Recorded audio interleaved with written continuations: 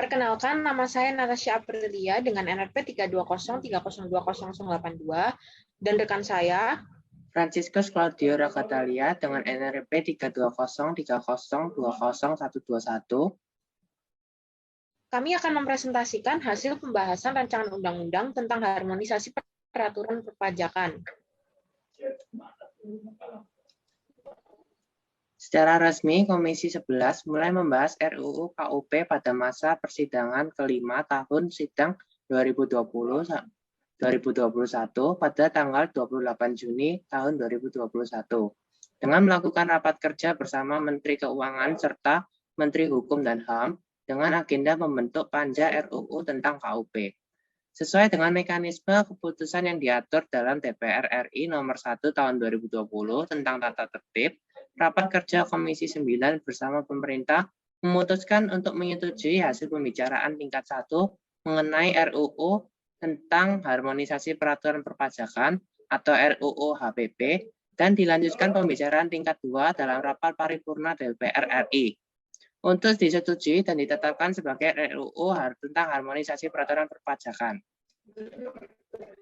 Dari 9 fraksi dalam rapat kerja, 8 diantaranya menyetujui RUU tentang harmonisasi peraturan perpajakan, sementara ada 1 fraksi yang belum menerima RUU tersebut. Terdapat beberapa pandangan yang disampaikan oleh 9 fraksi mengenai rancangan undang-undang tentang harmonisasi peraturan perpajakan. Fraksi pertama yaitu fraksi Partai Demokrasi Indonesia Perjuangan atau PDIP menyadari bahwa sistem perpajakan yang adil, sehat, efektif, dan akuntabel penting agar APBN semakin mandiri dan sustain. Yang kedua, memperhatikan aspirasi dan nasib kelompok menengah bawah dan pelaku UMKM dengan membebaskan kelompok kebutuhan umum seperti pendidikan, kesehatan, transportasi, dan sebagainya dari pengenaan PPN. Yang kedua, dari fraksi Partai Golongan Karya atau Golkar mengapresiasi kesepakatan terkait kenaikan lapisan terbawah penghasilan kena pajak atau PKP dengan harapan asas keadilan dalam pemungutan pajak dapat terpenuhi. Kemudian, dapat menerima sejumlah penyempurnaan untuk menetralisir sejumlah spekulasi dan kekhawatiran publik serta dunia usaha yang berpengaruh pada iklim bisnis dan investasi nasional. Yang ketiga, dari fraksi Partai Gerakan Indonesia Raya, menilai program pengungkapan sukarela wajib pajak akan memfasilitasi para wajib pajak yang memiliki itikat baik untuk patuh dan terintegrasi dalam sistem perpajakan.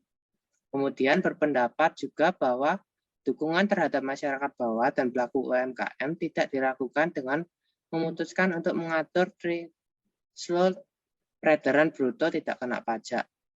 Yang keempat, dari fraksi Partai Nasdem menilai sangat penting beberapa aturan dalam RUU harmonisasi pajak untuk mendorong kepatuhan pajak. Kemudian berpendapat perlu adanya penegasan ranah pelanggaran administratif dan prinsip ultimum remedium pada tindak pidana cukai untuk kepentingan penerimaan negara dan kepastian hukum. Yang kelima, dari fraksi Partai Kebangkitan Bangsa mendukung penerapan pajak karbon sebagai salah satu instrumen dalam mengurangi dan mengendalikan emisi karbon dan mendorong langkah kebijakan pemerintah dalam mengoptimalkan penerimaan negara di sektor perpajakan dengan membangun sistem perpajakan yang adil, sehat, dan akuntabel. Yang keenam, dari fraksi Partai Demokrat memastikan agar pemerintah tetap berpihak dan memberi dukungan terhadap perkembangan UMKM di Indonesia. Dan meminta pemerintah agar melakukan sosialisasi kepada masyarakat atau wajib pajak untuk meningkatkan kesadaran dan kepatuhan untuk membayar pajak. Yang ketujuh, dari fraksi Partai Keadilan Sejahtera, menolak hasil pembahasan RUU mengenai harmonisasi peraturan perpajakan dan menyerahkan pengambilan keputusan selanjutnya dalam rapat paripurna DPR RI. Pertimbangan penolakannya adalah sebagai berikut. Yang pertama, fraksi PKS tidak sepakat dengan rencana kenaikan tarif PPN menjadi 12%. Mereka berpendapat bahwa kenaikan tarif PPN akan kontraproduktif dengan proses pemulihan ekonomi nasional pasca pandemi COVID-19. Yang kedua, menolak pasal-pasal terkait dengan program voluntary asset disclosure atau pengungkapan sukarela harta wajib pajak atau yang kita kenal sebagai tax amnesty jilid kedua. Yang ketiga, mengusulkan agar PTKP atau penghasilan tidak kena pajak naik dari Rp4.500.000 menjadi Rp8.000.000. Namun usulan tersebut ditolak oleh pemerintah. Yang kedelapan adalah dari fraksi Partai Amanat Nasional, mengapresiasi dengan disetujuinya pengecualian penerapan pajak terhadap beberapa isu seperti pendidikan, kesehatan, jasa sosial, dan isu publik lainnya. Kemudian menilai bahwa pajak karbon tidak bisa berdiri sebagai kebijakan tersendiri. Ketentuan ini harus diimplementasikan dengan memperhatikan aspek selain penerimaan negara, di antaranya aspek tenaga kerja, lingkungan, dan aspek terkait lainnya. Dan fraksi terakhir adalah fraksi Partai Persatuan Pembangunan, mendukung upaya pemerintah untuk melakukan reformasi perpajakan yang komprehensif dan mendukung langkah pemerintah untuk mengurangi emisi karbon dengan instrumen perpajakan yang tepat sasaran dan efektif untuk merubah perilaku industri maupun masyarakat.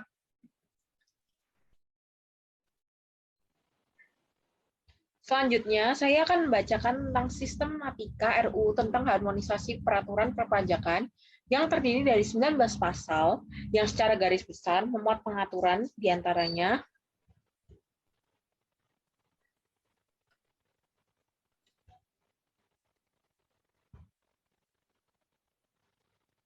pertama, judul Undang-Undang tentang Harmonisasi Peraturan Perpajakan yang lalu disebut RUU HPP telah mengubah beberapa undang-undang, diantaranya yang poin pertama, Undang-Undang Nomor 6 Tahun 1983 tentang Ketentuan Umum dan Tata Cara Perpajakan. Yang kedua ada Undang-Undang Nomor 7 Tahun 1983 tentang Pajak Penghasilan. Yang ketiga, Undang-Undang Nomor 8 Tahun 1983 tentang Pajak Pertambahan Nilai Barang dan Jasa dan Pajak Penjualan atas Barang Mewah. Yang keempat ada Undang-Undang Nomor 11 Tahun 1995 tentang Cukai.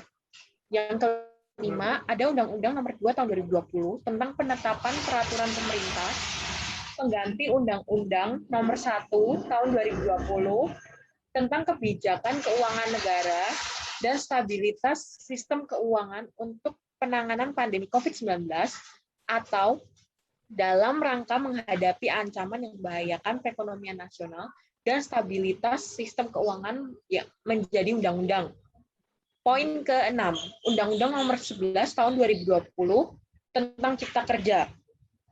Yang ke-7, selain itu RUU ini juga mengatur mengenai program pengungkapan sukarela wajib pajak. Yang ke-8 ada pengaturan mengenai pajak karbon. Kedua, ketentuan umum dan tata cara perpajakan. Poin pertama, penggunaan NIK sebagai NPWP orang pribadi akan mempermudah memantau administrasi wajib pajak Indonesia, khususnya wajib pajak orang pribadi.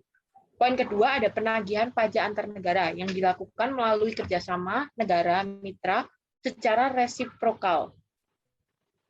Ketiga, ketentuan terkait pajak penghasilan. Poin pertama, perbaikan pengaturan lapisan tarif PPh orang pribadi sebesar 60 juta.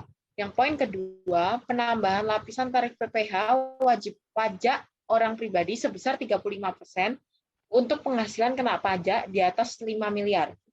Yang ketiga, penambahan threshold peredaran bruto tidak kena pajak UMKM. Yang keempat, pengaturan ulang tarif PPh badan sebesar 22% untuk penguatan basis pajak. Yang kelima, pengaturan tentang penyusutan dan amortisasi.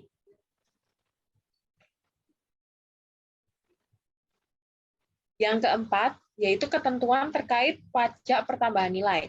Pemberian fasilitas pembebasan PPN atas barang kebutuhan pokok, jasa pendidikan, jasa kesehatan, jasa keuangan, dan jasa pelayanan sosial. Hal ini merupakan bentuk keberpihakan DPR sebagai wakil rakyat terhadap kebutuhan dasar masyarakat banyak. Kelima, ketentuan terkait program pengungkapan sukarela wajib pajak atau PPSWP. Panja menyusun program pengungkapan sukarela wajib pajak atau PPSWP yang memfasilitasi para wajib pajak dengan tetap memperhatikan pemenuhan rasa keadilan bagi seluruh wajib pajak.